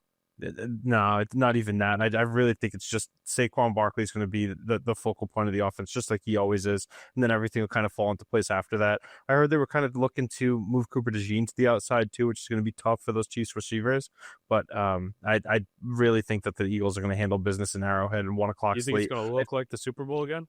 No, but I think if this game was at 8 o'clock. It's at 4:25, America's Game of the Week. I think Tom Brady's on the call. Yeah, but I think if it was at like Tony 8:30, you had like a if you had like an 8:30 Sunday night game for this one, I think I'd have a little bit more confidence in the Chiefs. But Yeah. I don't know. I really like the Eagles in this I don't spot. know. I'm avoiding a side here. I think it's high scoring both ways. I think Do you this could think be one. do you guys think the Chiefs can match what is it going to look like the Super Bowl, or do the Chiefs have answers this time? I think the Chiefs. I think one of these teams put up 30, and the What's other one the I could see in answer? the 20s. What's the answer? Keep Mahomes on the field the entire game? Like No, not turn the ball over, contain these weapons on the so outside. what running? You get the literally said pressure. that running game got stymied by the Chargers. You don't think that's going to happen again against Philly? Like Oh, I that think- defense is really good. I told you, I like this is a biased pick here. I don't know. You haven't seen Mahomes go 0-2, but Brady did it. I think they could go 0-2 here and then have to climb uphill to find their way back in the playoffs. Maybe they need to face adversity. I would the fact love that that. they're at home in this game, they're at the Chiefs' Kingdom. It's one of the best home spots in the league. Chris Jones is pretty disruptive last week. That's your answer to your Saquon Barkley question. So I don't know. We'll see. This is going to be a good football game. Another tough one for the Chiefs, though. We'll see. Is Jalen Hurts that good? Is Patrick Where's your Mahomes fantasy still the value man? in this game, Alex? Oh, all on the oof.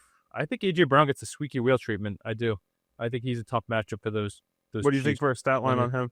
I Maybe could just see had to off the cuff. What do you think?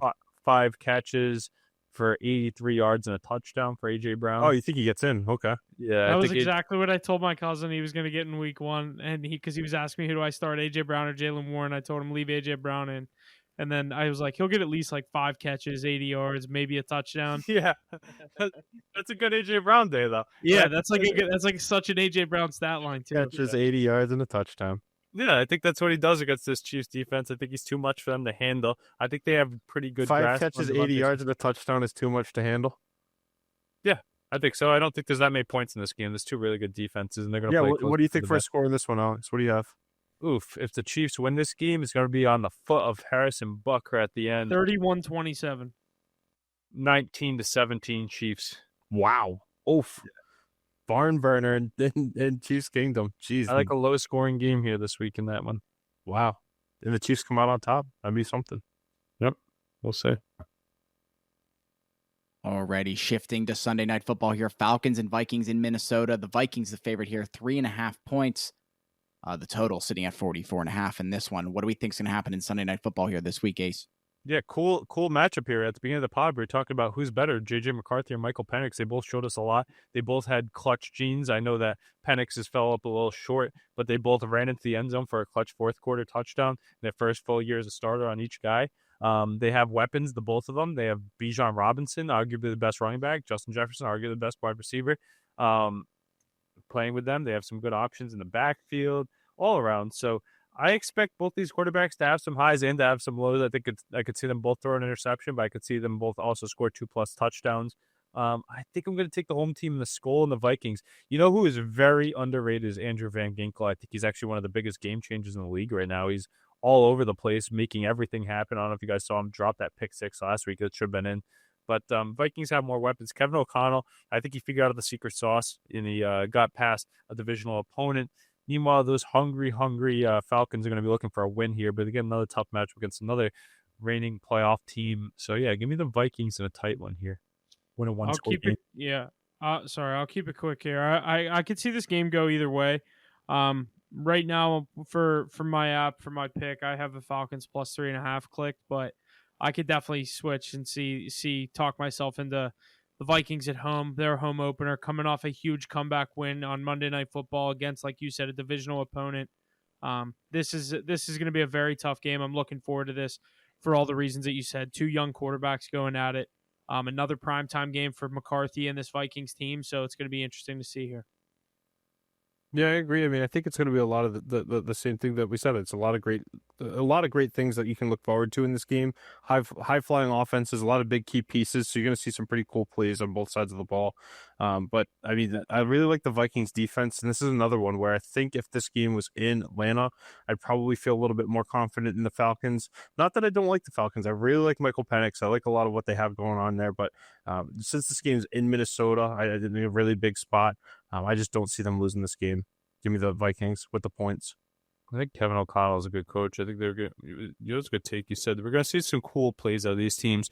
I think it's going to be highs and lows, though. But I think the better defense goes to Minnesota, and that's why I'm winning. Yeah, I'm with you too. I really like that. Will Riker looking like Chris Boswell too. He booted a 59-yarder. I mean, it's nice to have a good kicker. Meanwhile, Young Ho Koo, who's very accurate but doesn't have a big leg, that could be an important piece of this team too. Especially the young quarterback that can't always get you deep in the field goal range. You got to be able to hit those boomers. We saw that with Minnesota. We saw that with the Texans and the Steelers. Some good kickers Doesn't Drake London have the Q tag this week too, Alex? Yeah, he could be out for somewhere up to 2 weeks with that type of injury. I believe it's for his foot, but there's been past guys that have been able to recover, receive like a shot or something. Yeah, does that move the needle for you if he doesn't play? Oh, definitely. He's the best receiver on their team. I know people talk about Kyle Pitts coming to life. I guess Bijan's the best pure receiver, but Drake London's the best target that Michael Penix has. Without him, yeah, that's the one thing I was going to say is that's a big if for me on this game. I think the field shrinks a lot and a lot more attention goes to Bijan Robinson, which makes his day sledding a lot harder, and you need him to be cooking to be in this game. Who steps up for the Falcons then? If in Drake London's absence, do you expect a lot of Kyle Pitts? Nobody. Darnell Mooney? No, nothing. Darnell Mooney was inactive last week. That'd be massive if they could get him back as a secondary option. They miss London, but with him inactive last week too, and him questionable once again, they definitely don't have enough without London and even Mooney. Alrighty, boys. That's everything for Sunday Night Football here. 2 Monday Night Football games here. 7 o'clock, 10 o'clock. First one at 7 o'clock. Bucks and Texans in Houston. Houston, the favorite here. 2.5 points for them. Their money line at -145. Bucks at +120 in the total, sitting at 42.5. Huff, get us started on this first Monday Night Football game. Yeah, I'll start us out here. I like the Texans at home to come back home, get their home opener in the prime time. I picked them last week going against the Rams. I can't talk in SoFi. They lost a tough one. They couldn't handle Nakua and the boys over there in LA, but I like them to come home here, beat this Buccaneers team that we are big on. They're getting points on the road in the prime time. I'm going to take the Texans, and they're kind of I consider pretty damn good defense. I look for Nico Collins to have a good day after not having a great week 1 game. CJ Stroud to get one back. This is going to be a big one. I think Houston handles business at home minus the 2.5. Ace, Haas, what do you guys think? I've got the Bucks on the money line here. I don't think the Texans have shown me anything. CJ Stroud couldn't move the ball vertically at all. Christian Kirk's injured, so now it's Nico Collins and Jaden Higgins, who I like the two of them, but he couldn't find them at all last week. The running game's non-existent without Joe Mixon. He was the heart and soul of their offense last year, especially when all the receivers were down. So without a true running game, I don't think they are able to get the ball to Nico and Jaden because they're covered up so much. And Jaden Higgins leading the team in targets was crazy, so expect the Nico Collins squeaky wheel treatment. Still trying out Dalton Schultz at tight end too, and he's a solid tight end too at this point, but he's like Mark Andrews. He's past his prime. He's a little bit slower now. I'd like to see some more speed, especially with a lack of receiving options. The Texans defense is solid. Their kicking game solid. That's why they were in the game last week with a lot of points that way. But the Buccaneers can score in the blink of an eye, and their defense can step up when it needs to. Emeka Egbuka stepping up. We didn't even have to see much from Mike Evans, and they were able to throw passing touchdowns. Baker's a top quarterback. Bucky Irving looks strong and found in the end zone. Give me that team to win once again. Bucks as underdogs is crazy to me. Love that value. Definitely carding that. Yeah, I agree with that too, honestly, Alex. And I really like this Buccaneers team. They just have a lot of great pieces on both sides of the ball. I really believe a lot more in the current status of the Buccaneers offense, particularly. I mean, I think this is going to be a big week for Mike Evans. I mean, he had a pretty decent week fantasy-wise week 1, but I definitely think week 2 is going to be another big game for Baker Mayfield in the air. I think he's going to get Mike Evans involved a little bit more than he was able to in week 1. Not that I don't like the Texans defense. I'm a really big believer in them as well. It's just this Bucs team can beat you in a lot of different ways, and I really think Baker Mayfield's going to take it to a team that really has a lot of different question marks right now. So while they're figuring things out, I think it's going to be more to a team that I can look to and physically point to the ways that I think they're going to beat them. So give me the Bucs over the Texans. Baker Mayfield, Emeka Egbuka, unbelievable talent. Mike Evans, Bucky Irving, all those reasons he said. I think it's going to be a fun game to watch Monday Night Football. Heck yeah, boy, it's going to be an electric. I think that's going to be the better of the two Monday Night Football games. Let's jump into the second one here. Chargers and Raiders in Vegas. Chargers are the favorite here. 3.5 points for them. Their money line -190. The Raiders at +155. The total 46.5. What do we think about this second Monday Night Football game this week? I think Brock Bowers has to play. If he's got the Q tag right now, and I hate that he's questionable because I'm going to. I don't think he's going to play. Yeah, I'm going to get screwed, and it's going to be all the way up until game time, and I'm going to have to pick up hopefully Michael Mayer if he's out there. But I think a lot of people are going to be in the same boat. If you're able to maybe drop somebody on your bench, pick up a different tight end, you might want to do that just because he's been questionable all week, and I don't think he's trending in the right direction either. I don't necessarily see them calling him out before Sunday's 1:00 slate, so definitely tread lightly with that. I really like a lot of what we saw with this Chargers offense. I think we were watching that game together, Alex. We were a lot of high praise for Marion Hampton, unbelievable runner with the ball. Honestly, he ran a lot more than what I expected. He looked a lot more of what I expected Ashton Genty to look like coming out the gate. And I think this offense is in a little bit better of a spot than the Vegas team, especially with Brock Bowers getting that Q tag. But it's going to be a fun one again. I mean, I love when we get spoiled with these multiple games on Monday Night Football, but definitely going to go with the Chargers in this one. Yeah, crazy. I think this is going to be a blowout here. The fact that the Chargers are only giving 3.5 points is crazy to me. I think they're a much better team than the Vegas Raiders. The Vegas Raiders, it's just a Pete Carroll streak where they stay undefeated in his opening games. The Patriots are a young team that played awful and doesn't have much skill on the offensive side of the ball. And then you get one of the best receiving rooms in the league. Keenan Allen looked like an absolute dog. Quentin Johnson stepping up. Trey Harris doesn't even have to play that much. Well, Ladd McConkey's a top 10 receiver in the league, potentially better than JSN. You have Hampton and Najee. It's a great duo. Will Dissly looks strong. They feature a fullback too, and Justin Herbert, I think, is on his ascent to being a top 7, top 5 quarterback in this league. Their defense is strong. Their O-line strong. A great head coach and a strong veteran offensive coordinator going against this Raiders team that's very unmatched. Ashton Genty was shut down by the Patriots. I think he might get shut down even more by the Chargers. As Brock Bowers is down, I don't think they have any answers on offense. And Justin Herbert will be cleaner with the football than Drake May was. He threw for 287, a career high against them last week. Imagine what Justin Herbert could do with these weapons. The Chargers are going to roll in this one and get to 2-0. It's funny you mentioned it too, Alex. You remember that fullback? Have you seen this guy? The fullback for the Chargers? That guy's an absolute wall running. No, I have not. Look this guy up right now. Look up a picture of this guy. Every time Omarion Hampton had the ball, you just see this wrecking ball come and just clear the way. I feel like I could be an effective running back behind this guy. I mean, we have an unbelievable one in Pat Ricard, and obviously he was a big miss last week. But the fullback position getting revitalized with these big men who run around. This guy, I think he's like, what is he, Alex? He's like, didn't they say he was like 300 pounds? Massive running around. You're going to see him when you watch the game on Monday Night Football. Watch out for this guy. This fullback's going to be clearing the way, and he is unbelievable at it. If Brock Bowers plays, I lean on the Raiders plus the 3.5 points. Divisional dog at Crazy. home. That's wild. I think this is I'm going to sell a little bit here on the Chargers. I think they slip up a divisional game here. Raiders, I could be wrong. I feel like historically kind of little brother this Chargers team. They slip up in some of these games. I look for the Raiders to play a big game on Monday Night Football at home. Raiders usually step up in these primetime games. Geno, I liked what I saw from him in week 1 there in New England. Another week with him in that offense. If Brock Bowers plays, another week with Genty. It looked like that was a little bit much for him in week 1. I look for him to get back, have a pretty good game, get in the end zone again here. I like the Raiders plus the 3.5 points right now. That's crazy. So give me a stat line. Like who does it? Like how do they win this game? You need it from Geno. They're gonna have to hang in the game. I think it's a high scoring game. You think he's gonna be chucking? Yeah, I think it's gonna have to be. So who has a day then? Even with if say Brock Bowers is out, who do you think is gonna get it done for him? He likes Trey. Well, if Brock Bowers is out, I don't know how much I'm gonna be taking this, but he liked Trey Tucker early in that game against New England. Obviously, some of the other pieces, I'd like Meyer to step in, maybe be a bigger piece. I'm not big on him, but Genty, I think, is going to be the main piece. If they have a day, I think you need to get him going on the ground. Did Jacoby Myers going a little bit too? Yeah.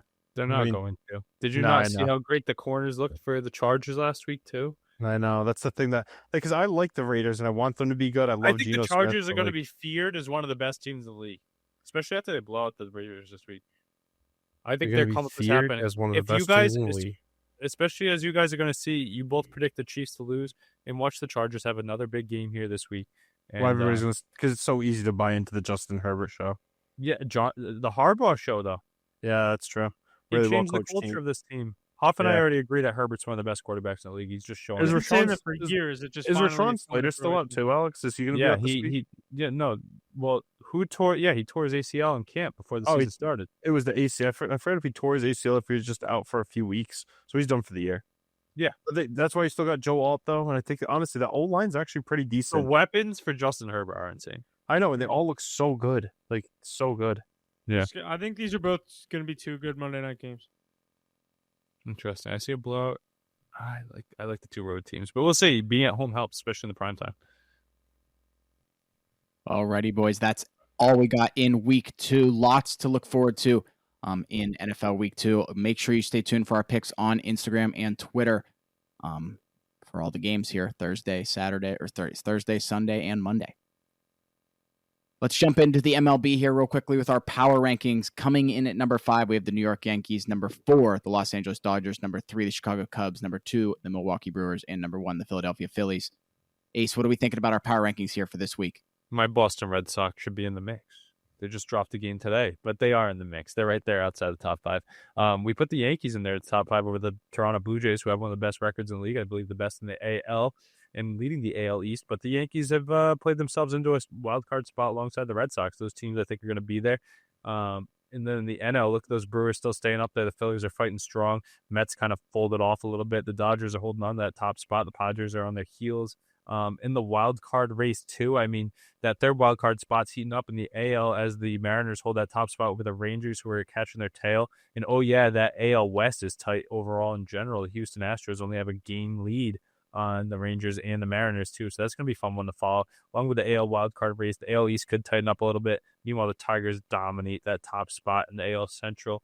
NL side, I think the Phillies have it locked up. The Mets are fighting to keep a playoff spot. Imagine Mackey's Mets drop out of the playoffs with all the expectations they had. Meanwhile, the Cubs are staying strong. I think they're one of the best teams in baseball as well.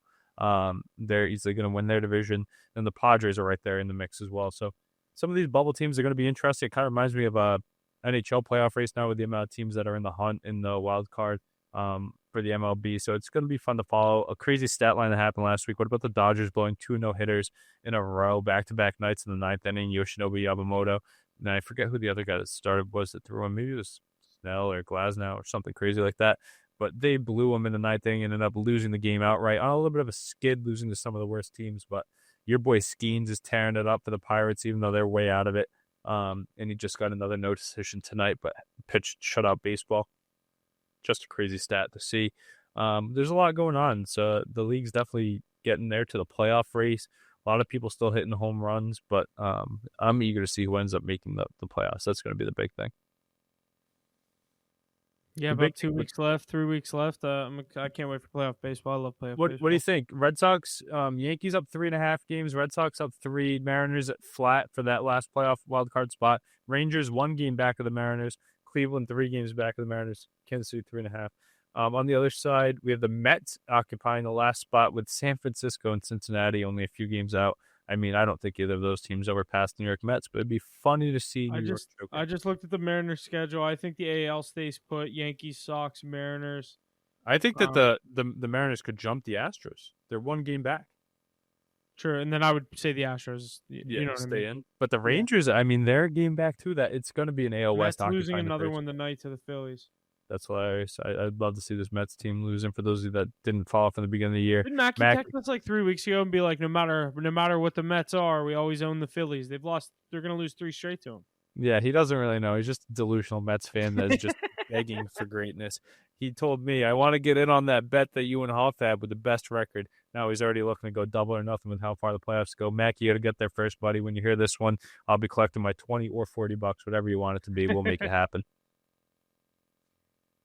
Heck yeah, boys. Lots of good stuff out of the MLB. Let's jump over to the NHL here. Kirill Kaprizov wants something more, even if no one is entirely sure what that means. The Wild's forward reportedly turned down an 8-year, $128 million contract extension from Minnesota, a deal that would be the richest in NHL history in both total money and average annual value at $16 million a year. It would have surpassed Kaprizov's countryman Alex Ovechkin's 13-year, $124 million deal signed in 2008.